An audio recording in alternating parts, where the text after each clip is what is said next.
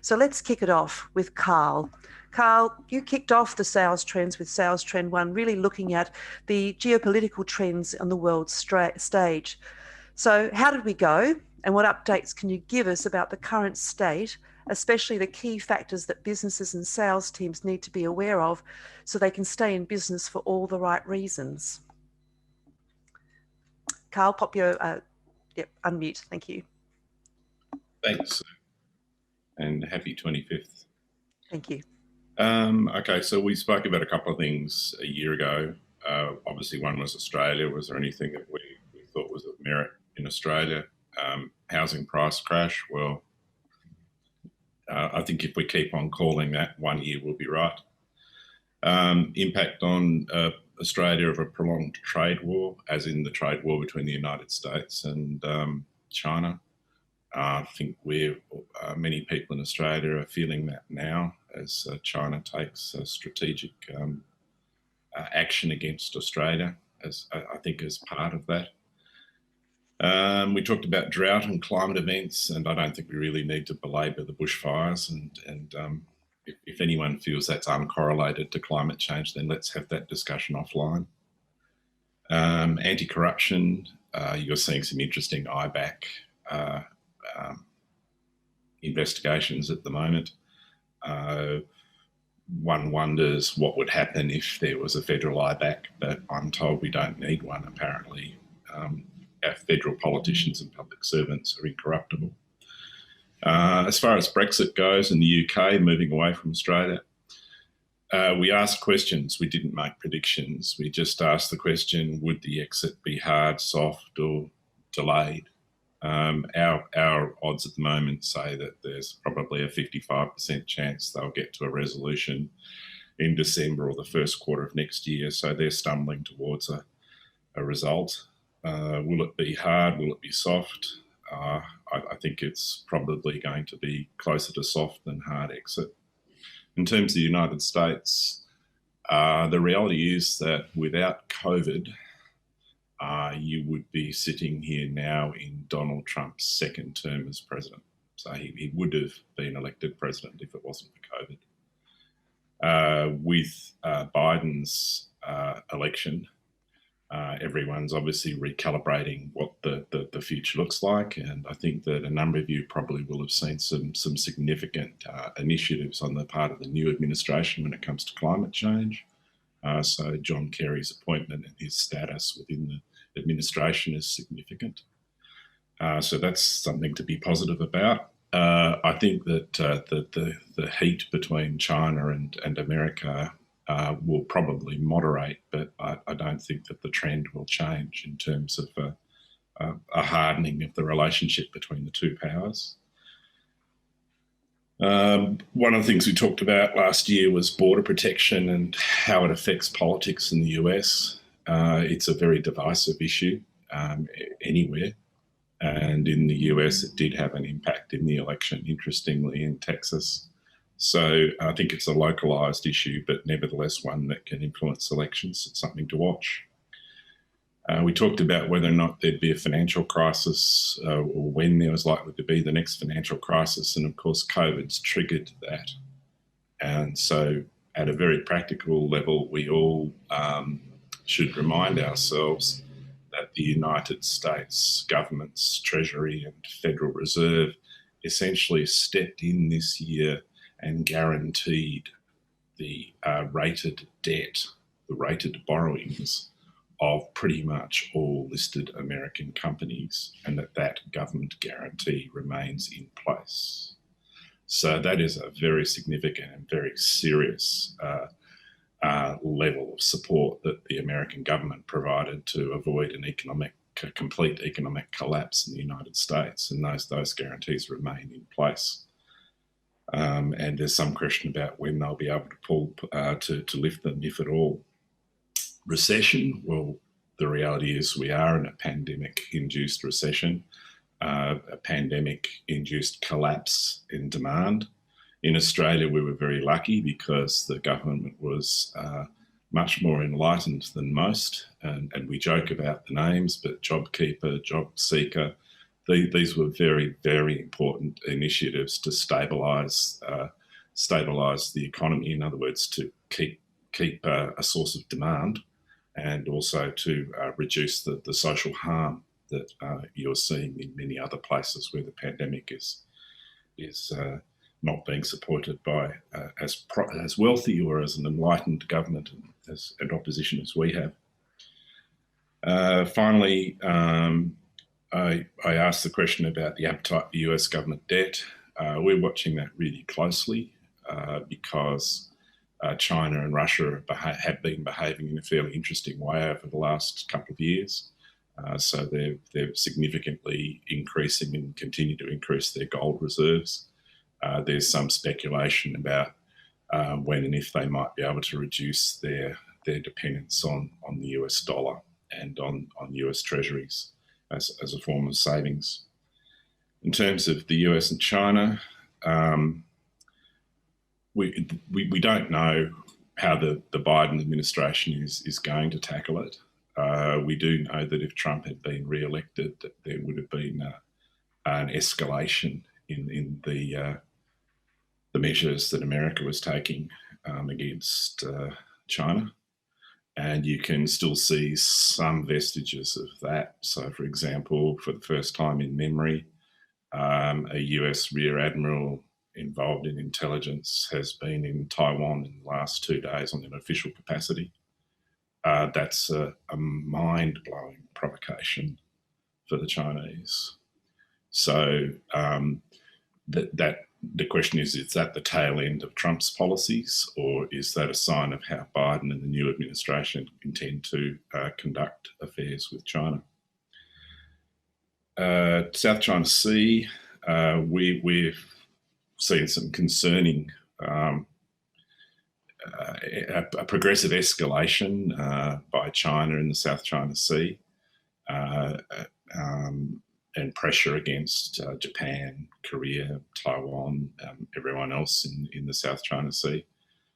And we think there's a reasonable probability of some form of aggression by China, probably against Taiwan. There are a group of islands called the Pratas Islands, and so the question will be whether they move against them as a vestige of a symbolic gesture. Because for those of you that may not remember, Taiwan once called itself the Republic of China, and it was the last vestige of the Kuomintang, which retreated from the mainland in 1948, 1949. So when you see the media talk about these things, if you were looking at this from a Chinese perspective, it's a civil war that is still unresolved. Unresolved why Taiwan is not integrated and returned to China. That's just sharing a perspective if you were looking at it from the Chinese perspective. Hong Kong, I don't think there's really anything to say there. You can get emotional about it, but at the end of the day, it's a colonial artifact. Wonderful people, but it's a colonial artifact. And if you listen to senior Chinese officials, they'll tell you that it's, quote, just another city in China. So I think that's probably something that the world needs to get used to. Not addressing the issue of how you might feel about it. It's just, I think it's an inevitable, immutable fact. Huawei, I think that if Trump had stayed in power, I think they would have gone for the kill on Huawei. I think it's going to be really interesting to see what the Biden administration does in terms of putting the strangle on chips and key technologies, which China's still reliant on key American technologies at the moment. And obviously China's working furiously to eliminate those strategic dependencies. Cyber war, we talked about that. It's still essentially an undeclared war. You hear about the alleged Chinese cyber misbehaviour. We rarely hear about what the Five Eyes are up to, but you can probably assume safely that the war is being waged by both sides in the dark. So that's sort of some colour. In terms of global stuff, well, you've just seen the Victorian budget. I think actually you can argue about whether the infrastructure spending is the right infrastructure spending. That's not really the issue here. The issue is that I think you're going to see a lot of pump priming by governments that can afford it in infrastructure because of the collapse in demand that's been pandemic induced. Finally, two things, energy, which I always think of energy in the context of climate change. I think there are a lot of reasons to be very optimistic. For example, John Kerry's appointment, the fact that the US will rejoin the Global Climate Accord, but also that technology continues to introduce efficiencies, which mean that renewables and the mixes, that the energy mix we see in our economies is increasingly likely to be able to transition. And I'd say that over a 10, 15-year period. I think it'll happen quicker than we realise. And one of the reasons it'll happen quicker is because of some of the emerging technologies, and by that I mean unexpected emerging technologies. Happy to talk about that with people that are interested afterwards. Antitrust, as we predicted, most intelligent, developed economies are going after social media platforms. And I think that we will see that continue. And I'm not convinced that social media's lobbying spend will mitigate eventually the legislative constraints or accountabilities that we eventually impose on social media platforms. The same social expectations we have of the Age or the AFR, but which Facebook and the others are exempt from in the United States and effectively exempted from here. Social backlash, yeah, I think you're going to find that the pandemic is potentially going to trigger something pretty interesting with the collapse in demand and with the collapse in the incomes. You're seeing in many economies, for example, the United States, the brunt of that is being borne by the bottom 90%. And the top 10%, if you look at the data, are relatively unaffected by the pandemic. So those that have wealth are fine, and those that rely on incomes are in trouble, especially if they're Uber delivery drivers or someone else at the bottom of the economic food chain. So I think that's still yet to we're still yet to see the long-term consequences of the pandemic downturn. And that's one that we're watching very, very closely. And I've talked about climate change repeatedly through this, but I'm very optimistic about where I think we've got to. So that's just recapping on last year. What are we looking at right now? We're looking at the Georgia Senate runoff.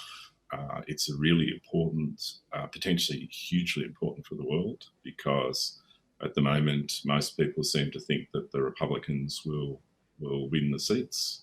If they do, then they retain control of the Senate. If they can retain control of the Senate, then I'll leave it to your imagination to work out how much is going to get done in the Biden administration with a Republican Senate.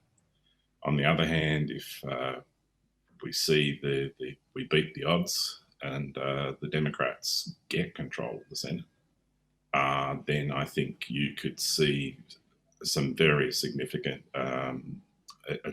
initiatives come out of the US in the next 4 years. We're watching that. We're watching the South China Sea very, very closely. We're watching the China-US trade war closely. We pay passing attention to China's actions towards Australia on trade. It is what it is. There's nothing I can sort of say there to give you comfort. It's pretty hard to replace Chinese demand. So good luck with that. On the other side of the coin, if you look at the 14 grievances that were conveniently leaked by the Chinese embassy in Canberra, many of the grievances are laughable. And I would simply say to you, apply the test of reciprocity. And if you apply the test of reciprocity to those 14 grievances, you'll find that we wouldn't have the ability to do in China what China is allowed to do here. One of us is an open economy, one of us isn't. Karl, Okay, that's it. No, thank you. I mean, it's a huge backdrop for us to be able to now start to look at the practicalities of what we can do and what we can influence in our businesses. And thank you for that overview. And when we start to speak with the other panelists here, I'm sure they'll pick up on threads and elements that can bring it down to a practical level.